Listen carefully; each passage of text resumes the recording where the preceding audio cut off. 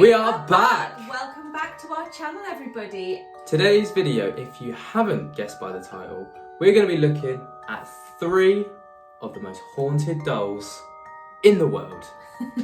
We've done a lot of research, we've done a lot of digging, okay, and obviously when you think of paranormal dolls, you obviously think of Annabelle, but we thought that the Annabelle doll kind of deserved an episode for itself just because of everything that's happened with it, the history behind it, and we can really dig into it a bit deeper. But we found 3 other dolls that are just as creepy, and honestly, I pooped me pants researching. I cannot lie.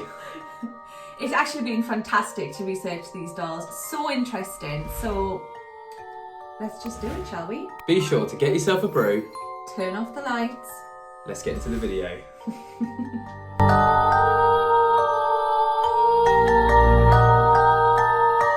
So, picture this.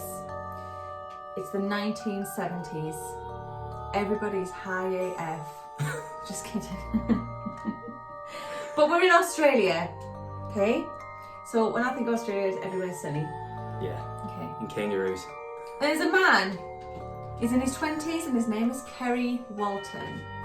He and his brother decide that they are gonna go and hit up an abandoned, haunted house. As you do. So Kerry's just loading it up, pretending that it's his place, investigating, having a little, spook fest with his brother. Yeah. I don't blame him. I want to do that myself too. I would love to. Until he shines his torch into the crawl space under the house and discovers what he believes to be the body of a child.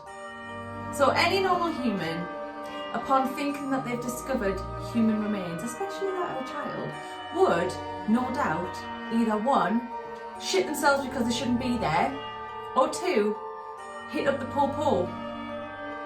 But not Kerry. No, not Kerry. Not Kerry. What does he do then? Kerry goes to try and discover what this body is all about. So he crawls into the crawl space and he turns it over to find out that it's not a body, it's actually a doll.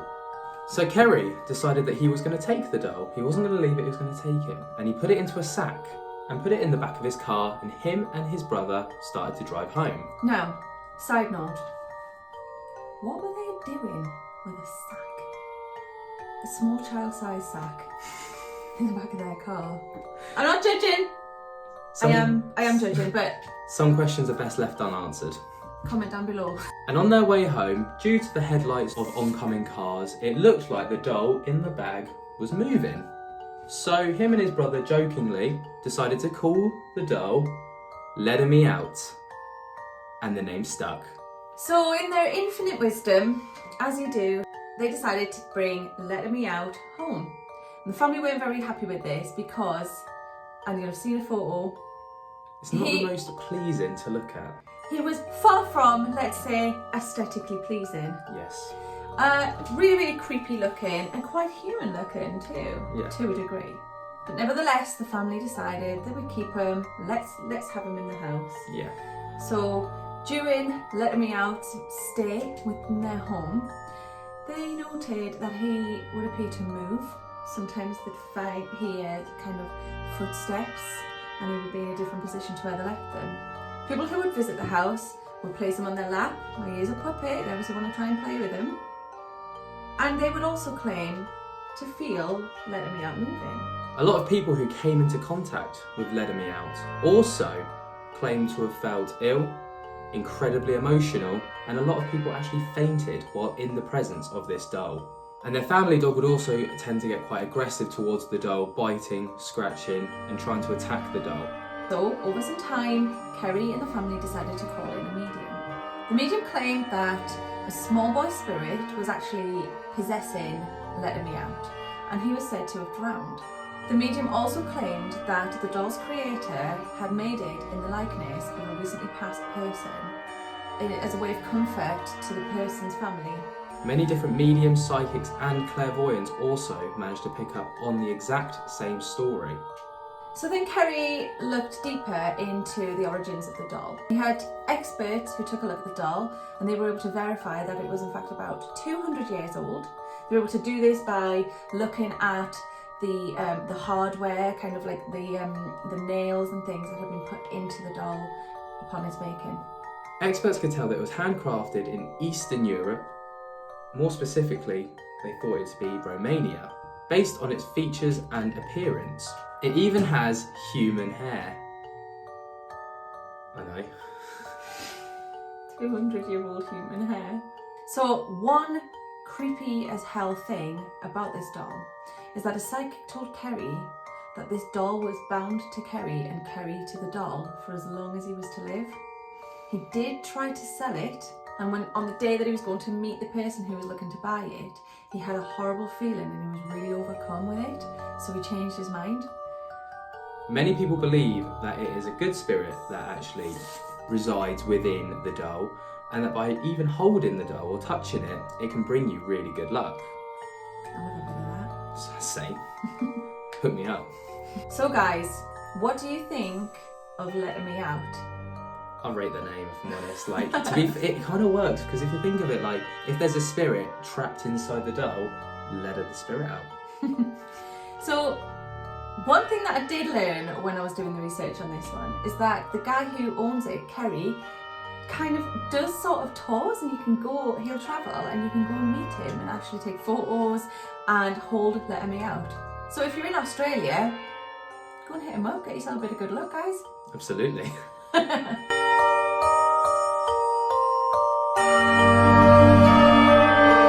We're in Key West, Florida, and it's the early 1900s. Gene Otto is 4 years old, and he is given Robert the doll by a Bohemian girl. I mean, we don't ask questions, we don't know why, but he just was. Almost instantly, it said that the doll took an effect on Gene. He became extremely attached to it and continued to be that way for the rest of his life. Rumour has it that the girl who gave him the doll used voodoo magic on it. That is some bad juju. Bad juju. Bad juju. If Gene was ever in any form of trouble and he was about to get told off or reprimanded for anything, his go-to excuse would always be, "It wasn't me, Robert did it."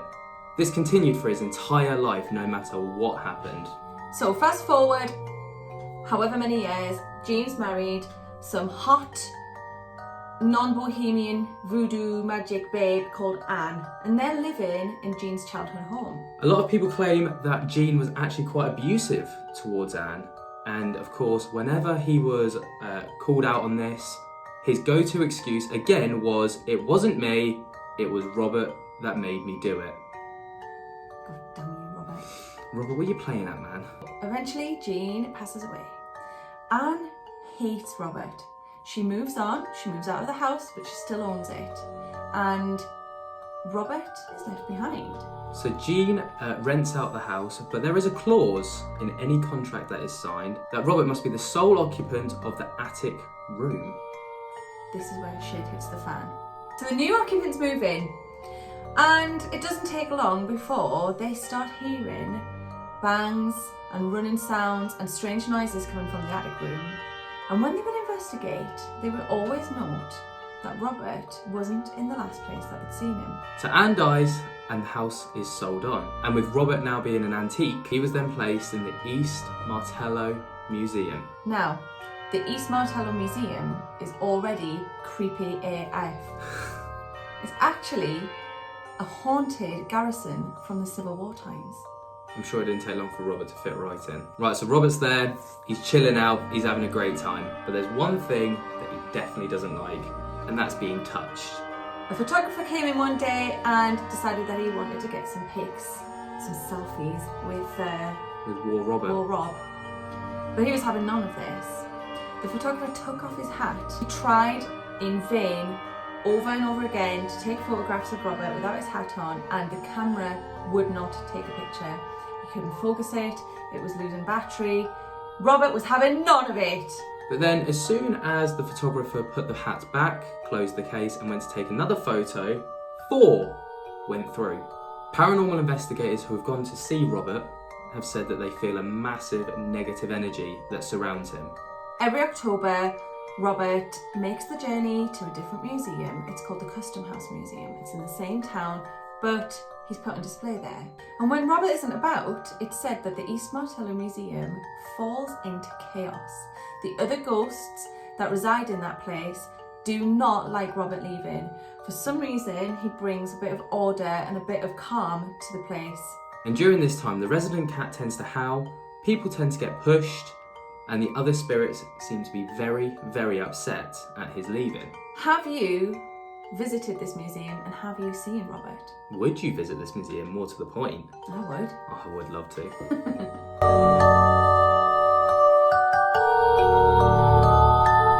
So 1991, the Kensal Museum, British Columbia, Canada.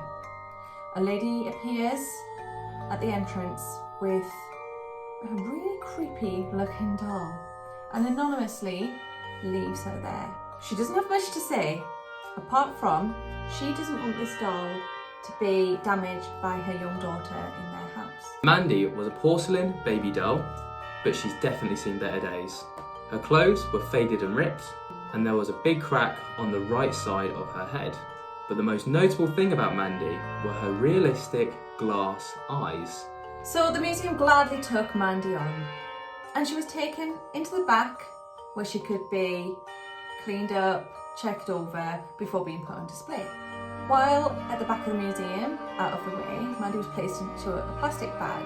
This was so that they could check if she had any infestations or anything that, when she was put on display, might compromise the other antiques and displays.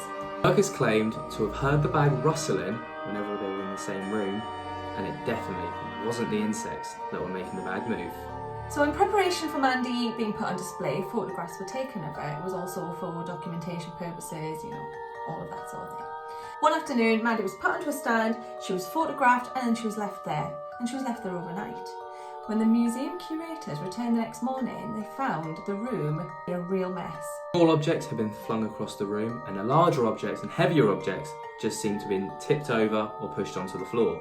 Over time, the workers realised that this would happen every time Mandy was left out, which is freaking creepy. But I would definitely be doing controlled experiments there. So would I.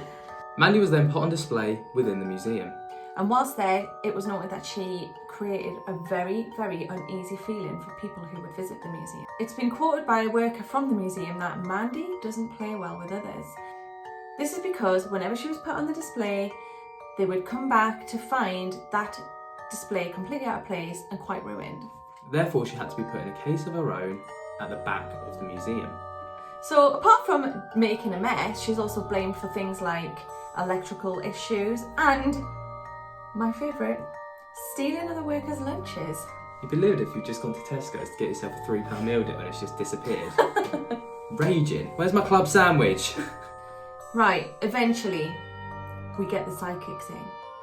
And by we, I mean they get the psychics in. I wish we could get a psychic in. So what? The psychic asked to hold Mandy so that they could get a good reading on her. And when they held her, they discovered that Mandy was possessed. The psychic said that whoever was now inhabiting Mandy had in life endured pain, suffering, and severe abuse. So the origin of Mandy is probably just as strange as the story that we've just told. A man was walking past a farmhouse that he knew was empty, and he insists that he could hear crying of a child. After knocking on the door and getting no response, he entered the house to try and follow the cries, only to discover that the cries were beneath him. So he found the entrance to the basement, which had been blocked off and completely sealed up. Knowing that he could still hear the cries and not wanting to leave it, he found his way into the cellar. As he entered the cellar, he discovered the remains of a young girl and, beside her, the doll. The doll, guys. The doll. This young girl was believed to have been dead for some time. This poor young girl had been trapped in there. Some say that she'd even been placed there and left to die. I'd be crying too. Yeah, I'd be very upset. So then people wanted to know more about Mandy. So the original owner of Mandy was now contacted, and they were trying to get a bit more information about this doll's background. And it was discovered that actually the lady who had donated the doll to the museum had inherited this doll from her grandmother. and she wanted to get rid of it because she was often woken in the early hours of the morning or the small hours of the night to the sound of a child crying in her basement. And she's gone on record to say that as soon as the doll was removed from her house, those cries stopped immediately. So guys, which story did you enjoy the most? Have you heard of any of these stories? Do you own something possessed? We got into this possession thing because people are pretty sure that we own a possessed object, and that's why we have our poltergeist. Yeah. If you've enjoyed this video, be sure to give it a thumbs up. Subscribe, we're uploading every Tuesday, Thursday and Sunday, depending on if Derek will actually not mess with work electronics. Also, be sure to hit that all-important bell notification to get notified whenever we upload. It'll be much appreciated. We love your feedback, so leave us a comment, let us know what you think about the stories in this video. All that's left to say, apart from thank you so much for watching, is be careful of the objects that you possess, because one day those objects might end up possessing you. Peace.